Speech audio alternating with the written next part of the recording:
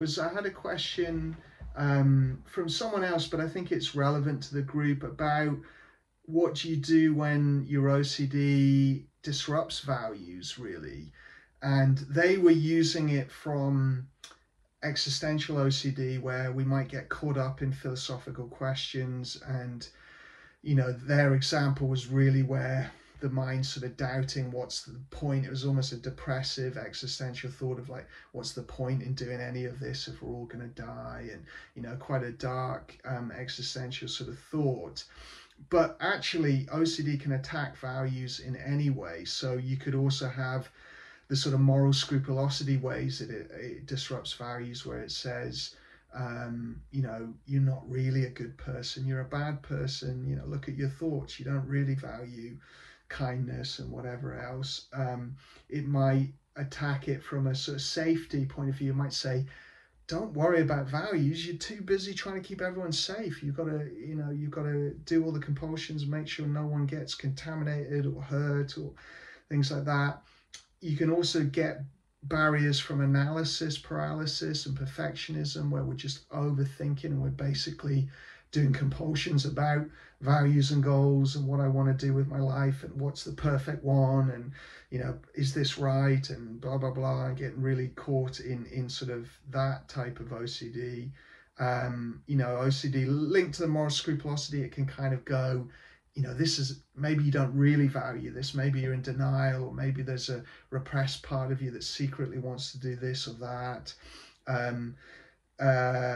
It can co-opt the values. So sometimes it'll say you value safety, so you better do the OCD behavior, or you value kindness, so you can't take risks with people or whatever, with your health. With the health anxiety example we used earlier, actually the values get associated with the OCD because they're in the future and they're things we want to do, and then they become the trigger to go, oh God, so basically anything can become a trigger for an OCD spike, including values, just thinking about them. I mean, when I was struggling with existential OCD, like this person's question, I would think about things I wanted to do with my life, and it would just trigger a whole cascade of intrusive thoughts and difficult feelings, sometimes on the existential stuff, sometimes on other things that I'm mentioning here. And there's other ways. Basically, it could interrupt it anyway. So what do we do with this? Well, number one is that you're always using values and diffusion together. So we're never just trying to get in touch with values. We're expecting our mind to resist this, and we're ready to start diffusing that.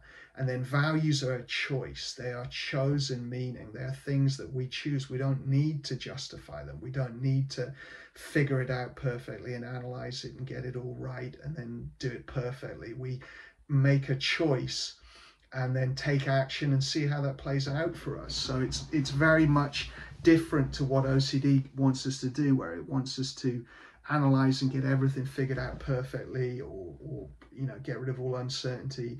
Values are about uncertainty. We choose something and we don't know how it will go, and we try to live it and we see. And then life provides us the data. If we're really out of our compulsions and we're really diffused and getting present as we can be with the values, then it becomes quite obvious whether we're doing the right stuff. Our common sense sort of comes back to us. Whereas when we're in OCD, we're like questioning everything and, really caught up with it, or we can be, or it's just triggering the OCD all the time. If we're really struggling, we can go to the past. We can think, what did I used to value? You can go very far back. If you go back and you see kids just choose, right? They just go, oh, today I'm into Power Rangers, tomorrow I'm into superheroes, Marvel stuff, now I'm into drawing, now I'm into ballet, now I'm into whatever. They're just making choices, right? And they're not over analyzing, and then some of those choices stick, and then the kid might stick with that for the rest of their life, or they might continue that for a while. So we want to get back to that sort of way of being in the world, where we just try stuff out, make choices, see what happens as we live it using our skills. So you can go back as far as you need to, often just before OCD was such an issue, you can just go back there. But you know, I've worked with people where you have to really go back to childhood to start to figure it out. You can use people as inspiration. You can kind of think of your heroes, or you know, people you respect in the recovery world even, and look at the kinds of things they're doing and use that as inspiration. You can always choose self-care, self-compassion.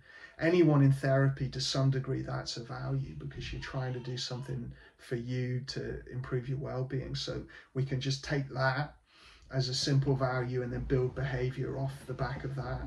And also, you know, psychology can help there. We can think, well, what is good for humans, and yeah, it's self-care is a big part of it, well-being, you know, healthy lifestyle stuff, yeah, that's all great. But giving and service and helping others, you know, over and over, it's like the thing that is shown to be the biggest improver of our well-being and happiness, and almost everyone benefits from it, you know, as long as we're not getting caught in rumination as we do it. So that's always a good thing. OCD will pull us away from that because it gets us so in our threat system, so in our compulsions, that sometimes we find it hard to think about others. And we've all been there. I've been there plenty of times. But actually trying to step outside of that, like, what's the small thing I can do today for other people? It's a brilliant thing to do, you know. So you can think of stuff like that from psychology, you know, what is shown, you know, and we have to balance that. You know, you can also overdo that and be too focused on giving and not do enough for ourselves. So it's all, you know, about balancing that stuff. So that's what I would say. But we want to expect OCD to disrupt values and goals work a little bit and try and get in there, and you know, that's where we just got to diffuse and choose. And the more you do that, the more your brain learns, actually, I don't need to overanalyze this, or I break the association between the values and the OCD over time.